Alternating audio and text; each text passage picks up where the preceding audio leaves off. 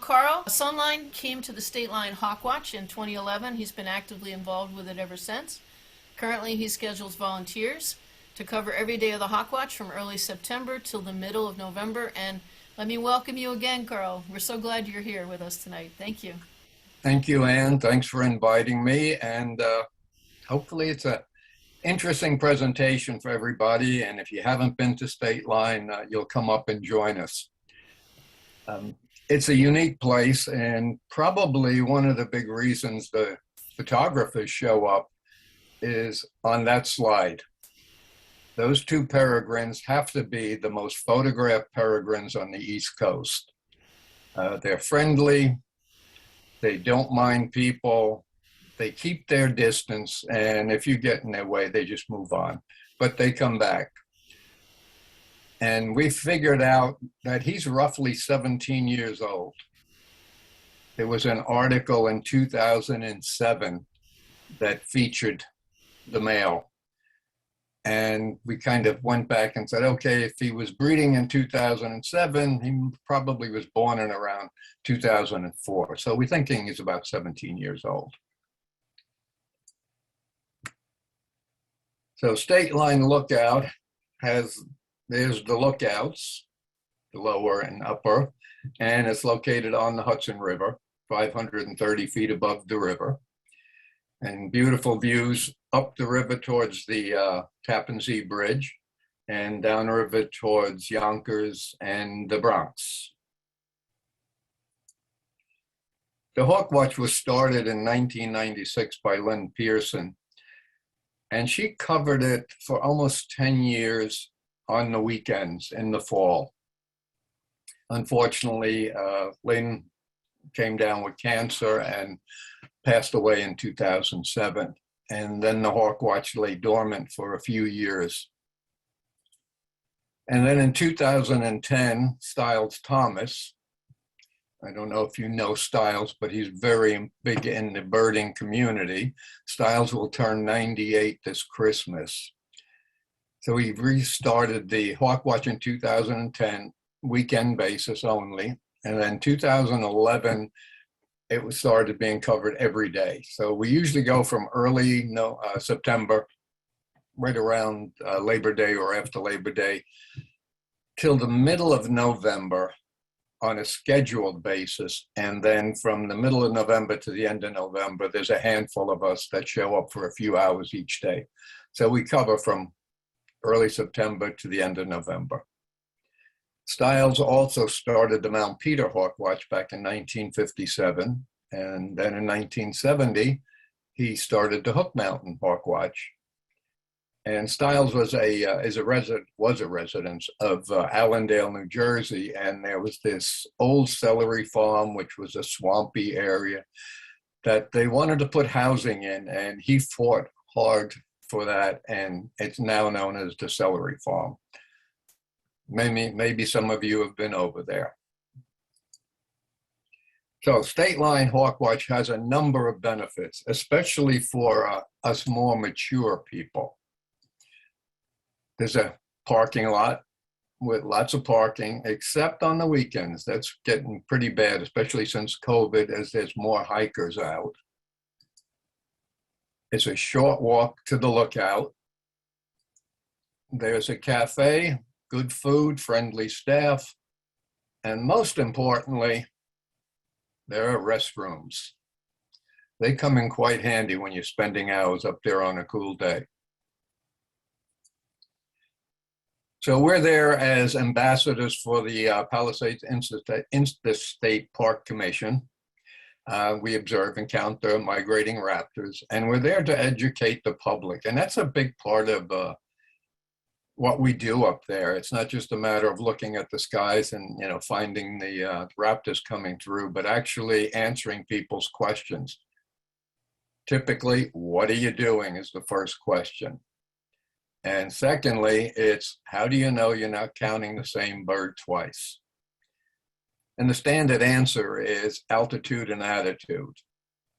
They have to be flying high enough and in a southwesterly direction with purpose. Some birds, that's not a problem. Other birds, as I go through some of them, it is a problem, but altitude and attitude is the big one. And then there's lots of other conversations that start. Usually when they look at the board, we have this 2-foot by 3-foot whiteboard that we keep out on the lookout. It shows the results from the day before. The result, second column is the results of this season. So this happened to be 2019 and where we were at that point. 2018, which was our big year where we had over 12,000 raptors come through. And then the last column on the right is the records for individual species. So this always catches people's attention. They take pictures and then they'll start asking questions. And we also hand out the Humana guide sheet with the different hawks and the silhouettes and explain that. So hopefully we've turned a couple of people on to raptors and bird watching in general. Now the area where most of our raptors come through are upstate New York and New England, Lower Canada. And you can see us located down there just above where it says New York, you know, on the Hudson River. And the birds come through from the northeast, from the north. And depending on the winds, if the winds are right, and we get winds from the northwest, they tend to drive the birds down towards Long Island Sound. And if they're down around the Sound, they'll come across Lower Connecticut, New York, across Westchester County, and we'll get a good shot at them. So that's what we're always hoping for, and that's northwest winds. That's not always the case. You know, September is a good month for tropical storms, hurricanes, and so they're coming up the coast. Winds happen to be in the other direction, and they'll push the birds away from Stateline.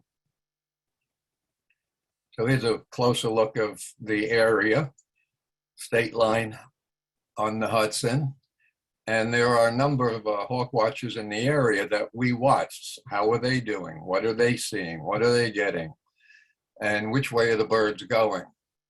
So 9 miles north of us is Hook Mountain. To the east is Quaker Ridge over in Connecticut. Above that is Chestnut Ridge in New York, Katona. Bear Mountain up the river.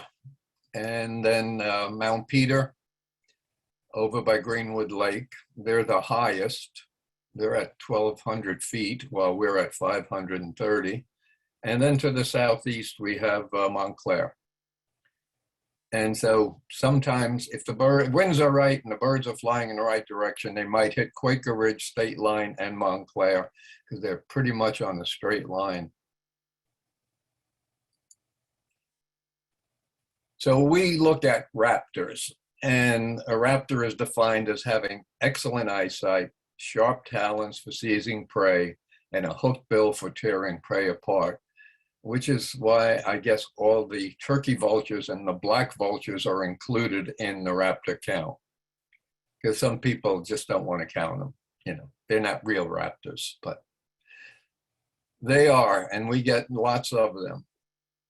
So how do we do? Here's a look at the 11 years that we've been in existence on a continuous basis, averaging about 8,100 raptors a season, a big year of 12,438 in 2018.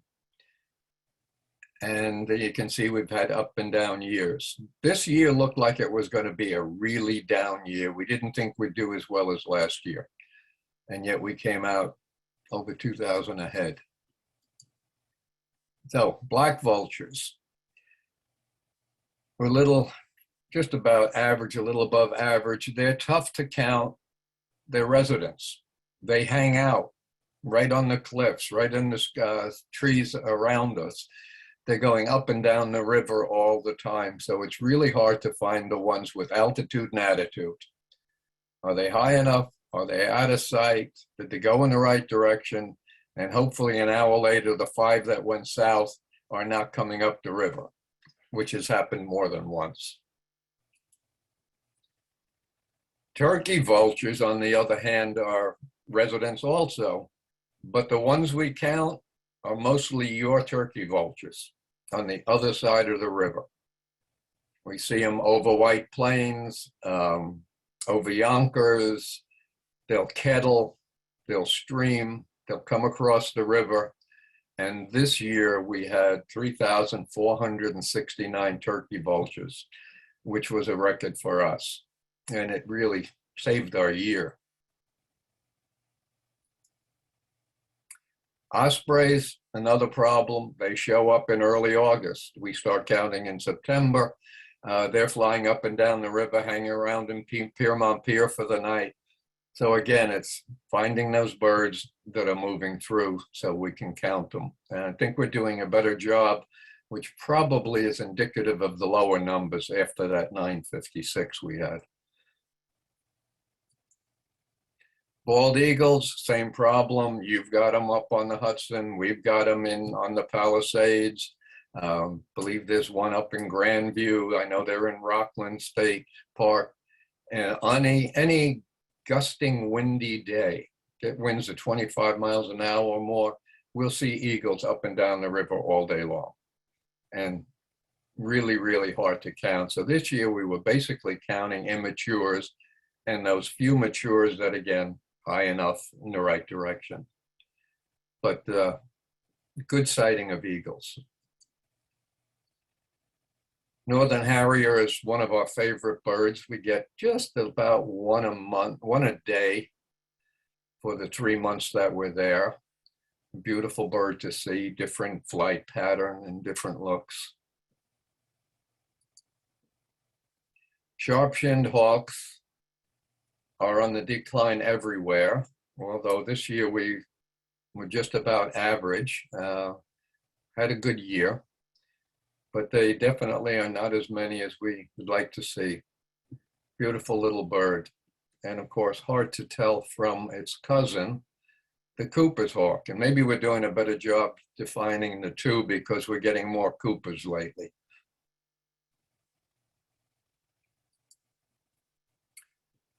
Northern goshawks, rare visitor.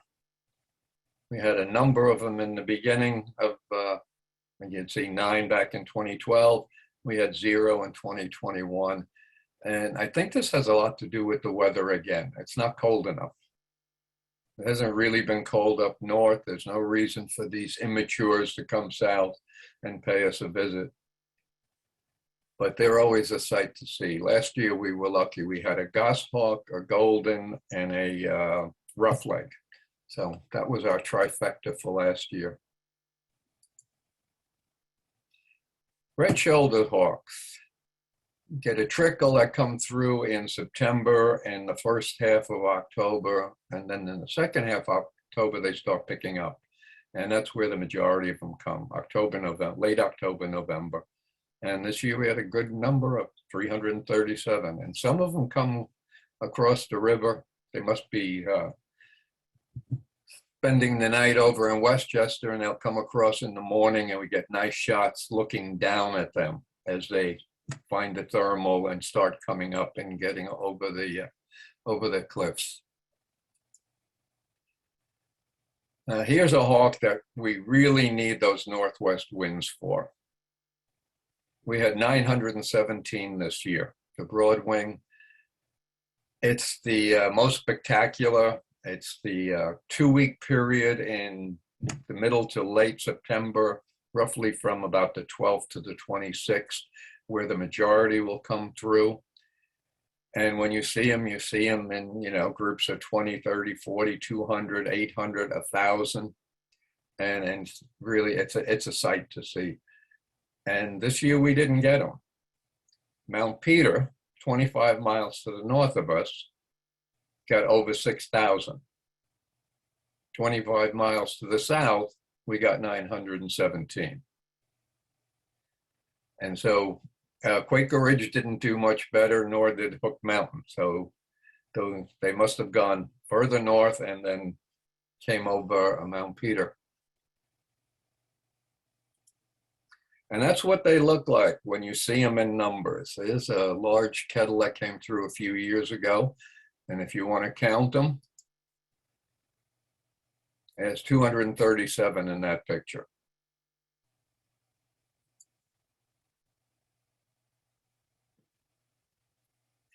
Okay, red-tailed hawks. Red-tailed hawks have been great year over year. We've had a great trend going, except this year. So, October came, well, September came. We usually get anywhere from 5 to 13 red-tails who will spend a week at Stateline. And they are entertaining. They're immature.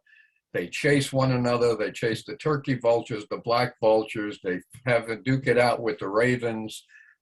They snap off branches. They fly high, drop the branches, swoop down, grab the branch in the air. They'll even grab leaves and let them go. I mean, they really have a ball. None showed up this year. None in September. Early October, not much. Late October, a few. We wound up by the end of November with 281, which is, as you can see, our second lowest. And I think this was, again, the weather. It's just not cold enough to drive them down south. So it was nice seeing that picture Ann had of the ones up in Croton, but I guess those are the resident pair that live in that pine tree. That's right, yeah. Oops, we did that one. All right. Golden Eagle.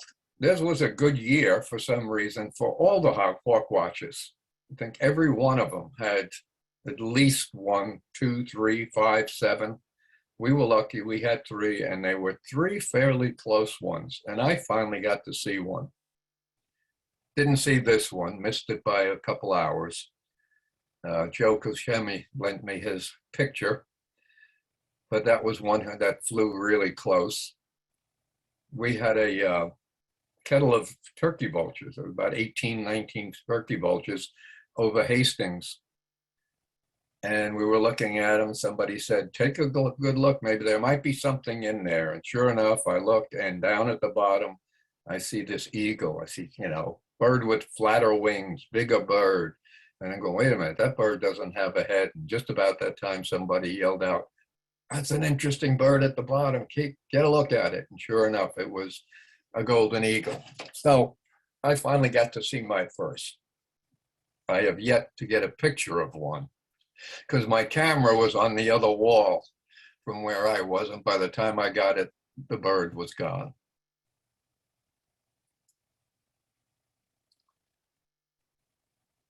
Okay, Merlins. What happened to Kestrel? I missed a Kestrel somewhere. No,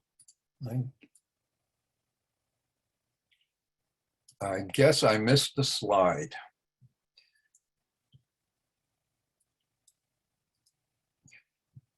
There was supposed to be a Kestrel slide in there, and we had a good year for Kestrels, which was nice to see. They were above average, and it was a trend going in the right direction. And of course, they're a beautiful bird to see. But sorry, I did not include that slide for some reason. So Merlins were good. We get to see them come through. They're the little falcon with an attitude. When you see them, they're always flying straight. When you see the kestrel, somebody keeps singing it, I'm so pretty, because that's what they look like. They twist, they turn, it's like they're looking in the mirror at themselves. Much easy to distinguish the two, but nice trend with the kestrels. We're getting more each year. Peregrine falcons are an issue. If you take out that first year of 136, and I believe they had 94 in one day in 2011, and we have never seen that again. But every year after that, you can see the trend would be in the positive direction. And we're seeing more of them. And the reason we know that they're migrants is because the local pair are very nice in escorting them out of their territory. If a peregrine comes through, the next thing you know, you see the local pair take off and chase it. It's quite something to see. No argument about, whether it gets counted or not.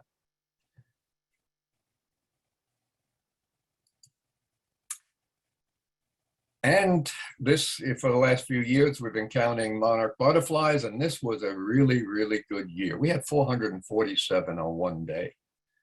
That wound up with our best year ever of 1,607. And people say on that day of 447, we probably missed 200 of them. They were everywhere. So really great year for monarchs. And we report those to Humana also. And so when you look at raptors in general, why are they declining or what's happening to them? There's a number of reasons. Habitat loss, especially here in the Northeast, with urban sprawl and woods getting cut down, meadows getting cut down, cutting up properties. So habitat is a big part of it. This year, I think we noticed climate change more so than ever. As I said earlier, we thought this was going to be our lowest year. We had a really poor September. Total number of birds, didn't have the broad wings.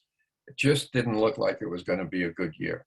And then October came and everything changed, which was nice to see. But climate change, I think, was playing its part. Another reason for the loss of raptors is poisoning, lead poisoning from buckshot. Birds getting shot, other birds raptors eating those birds.